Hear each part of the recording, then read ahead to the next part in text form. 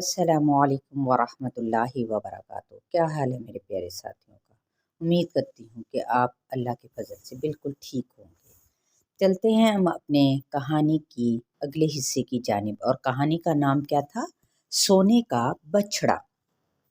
کہاں پہ ختم کی تھی کہ حضرت موسیٰ علیہ السلام جب کوہ طور پر 40 دن کے لیے وہاں پہ گئے، اور انہوں نے جب وہاں پر اپنی مدت پوری کی تو اللہ تعالیٰ سے کلام کرنے کا شرف آپ کو 40 دن پورے ہونے پر ملا۔ 1 مہینے تک آپ روزے کی حالت میں رہے۔ 1 ماہ گزرنے پر آپ نے ایک درخت کی چھال کھا لی کہ منہ کی بدبو دور ہو جائے۔ تب اللہ تعالیٰ نے مزید 10 روزے رکھنے کا حکم دیا۔ اس طرح کل مدت 40 دن ہو گئی۔ ادھر ان کے پیچھے کیا ہوا؟ لو بھئی اب یہ سنو۔ جی کیا مطلب؟ یعنی حضرت موسیٰ علیہ السلام کے غیر حاضری میں وہاں کوئی گڑبڑ ہو گئی؟ سلیم اب جون سا تھا نا، وہ چونک کے ایک دم سے بولا، ہاں موسیٰ علیہ السلام کی قوم میں ایک شخص تھا، اس کا نام سامری تھا۔ اس نے بنی اسرائیل سے ان کے تمام زیورات کیا تھا؟ لے لیے۔ جی کیا مطلب؟ اس شخص نے بھلا زیور کس لیے اور کس طرح سے لے لیے؟ فاروق نے بھی حیران ہو کر پوچھا۔ بھئی اس نے کسی بہانے سے ان کے زیورات لے لیے، پھر ان زیورات کو پگھلا کر ان سے ایک بچھڑا بنا لیا۔ اس بچھڑے میں اس نے ایک مٹھی بھر مٹی ڈال دی۔ یہ بھی میں بتا دوں کہ وہ مٹی اس نے کہاں سے لی تھی؟ جس وقت فرعون اپنے لشکر کے ساتھ سمندر کے کنارے پہنچا تھا نا، تو اللہ تعالیٰ نے حضرت موسیٰ علیہ السلام کی طرف وحی کی تھی۔ وہ وحی حضرت جبرائیل علیہ السلام لے کر آئے تھے، اور وہ گھوڑے پر سوار تھے۔ یہ مٹی اس گھوڑے کے پیروں کے نیچے سے اٹھائی گئی تھی۔ جو ہی اس بچھڑے میں وہ مٹی ڈالی گئی، بچھڑا آواز دینے لگا جیسے کوئی سچ مچ کا بچھڑا ہو، یعنی آواز دینے والا۔ لیکن امی جان اس میں آواز کس طرح سے پیدا ہو گئی؟ بے دیکھو، قرآن اور حدیث میں تو یہ وضاحت ملتی نہیں کہ وہ آواز کس طرح دینے لگا جبکہ وہ بے جان تھا۔ یہی کہا جا سکتا ہے کہ سامری شیطان کا پیروکار تھا۔ شیطان نے اس کام پر اس کی مدد کی، اور بچھڑے کے اندر سے جو آواز آئی وہ آواز دراصل شیطان نے نکالی تھی تاکہ وہ لوگ اس بچھڑے کے دیوانے ہو جائیں، ایک اللہ کی عبادت چھوڑ کر اس کی پوجا کرنے لگیں۔ شیطان کی ہمیشہ یہ کوشش رہی ہے نا کہ انسانوں کو شرک میں مبتلا کر دے، اس لیے کہ شرک سے بڑھ کر کوئی گناہ ہی نہیں ہے۔ ہاں تو وہ بچھڑا آواز دینے لگا۔ اس کی آواز سن کر بنی اسرائیل اس کے گرد جمع ہو گئے اور خوشی سے ناچنے لگے۔ سامری نے بنی اسرائیل کو بچھڑے پر خوشی سے اس طرح سے لٹو ہوتے ہوئے دیکھا نا، تو کہنے لگا، ہذا الہکم و الہ موسیٰ فنسیا، یہی تمہارا معبود ہے اور موسیٰ کا بھی، لیکن موسیٰ بھول گئے ہیں۔ یہ کہنے سے اس کا مطلب یہ تھا کہ حضرت موسیٰ علیہ السلام کو یاد ہی نہیں رہا کہ معبود تو ہمارے پاس ہے، وہ اسے کہاں ڈھونڈتے پھر رہے ہیں۔ اب انہوں نے اس بچھڑے کی پوجا شروع کر دی، اسی کو اپنا معبود ماننے لگے، یعنی الہ۔ تو حضرت ہارون علیہ السلام نے انہیں بہت سمجھایا، لیکن انہوں نے ان کی ایک بھی نہ سنی، اور شرک کا جو گھڑا تھا نا اس میں وہ گرتے ہی چلے گئے۔ تو اللہ تعالیٰ نے اس موقع پر فرمایا، کیا انہوں نے نہیں دیکھا کہ وہ ان سے کلام نہیں کرتا اور نہ انہیں کوئی راستہ بتاتا ہے؟ پھر بھی انہوں نے اسے معبود بنا لیا، اور وہ ظالم تھے، یعنی شرک کرنے والے تھے۔ مطلب یہ کہ حیوانی مجسمہ نہ تو بات چیت کر سکتا تھا، نہ کسی کے نفع اور نقصان کا اختیار رکھتا تھا، اور نہ ہی کسی معاملے میں ان کی رہنمائی کر سکتا تھا۔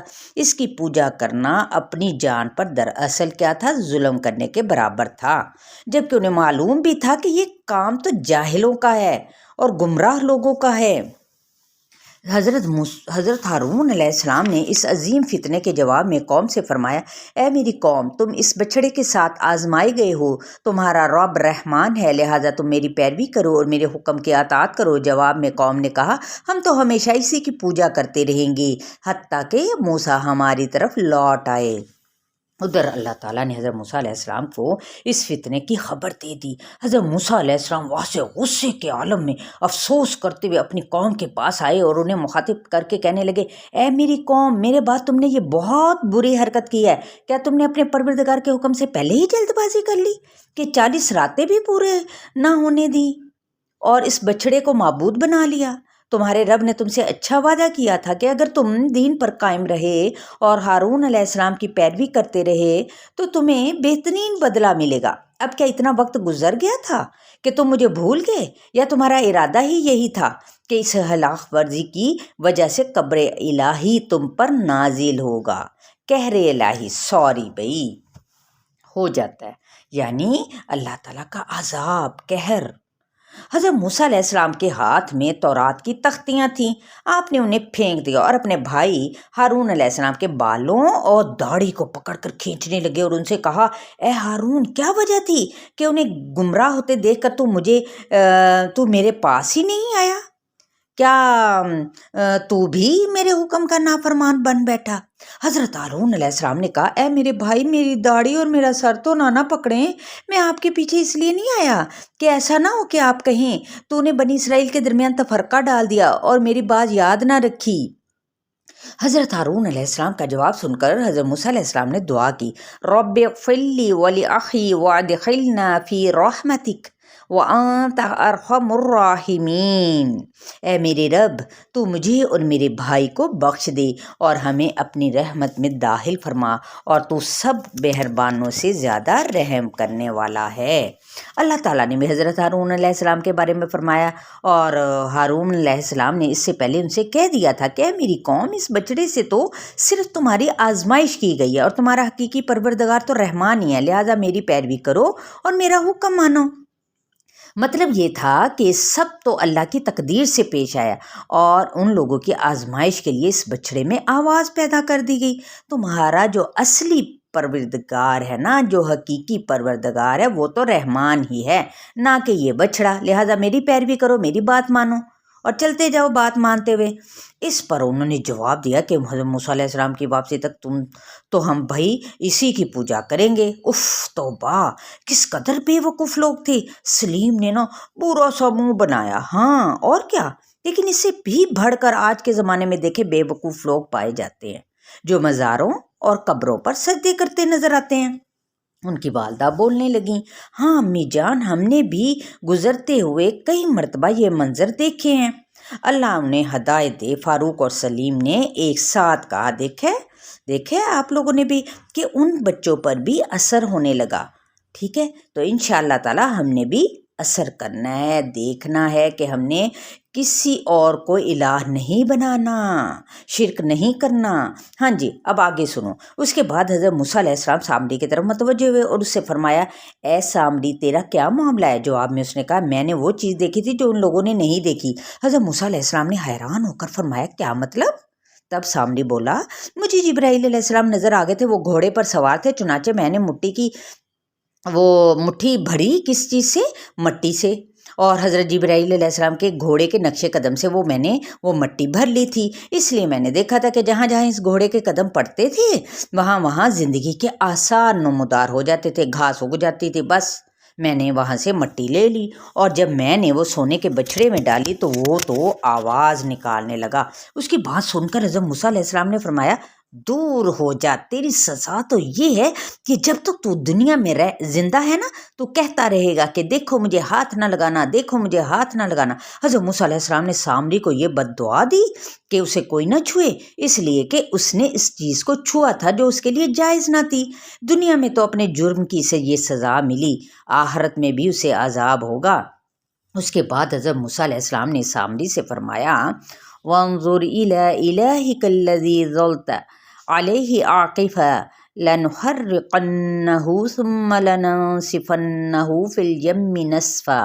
اب تو اپنے معبود کی طرف دیکھ جس کی پوجا میں تو لگا رہا، ہم اسے جلا دیں گے، پھر اڑا کر سمندر میں بکھیر دیں گے۔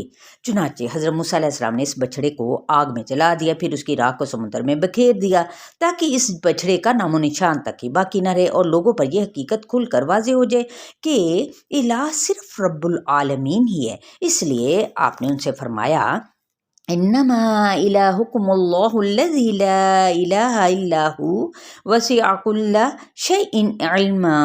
तुम्हारा माबूद तो अल्लाह ही है, जिसके सिवा कोई माबूद नहीं, उसने हर चीज़ को अपने इल्म से घेर रखा है।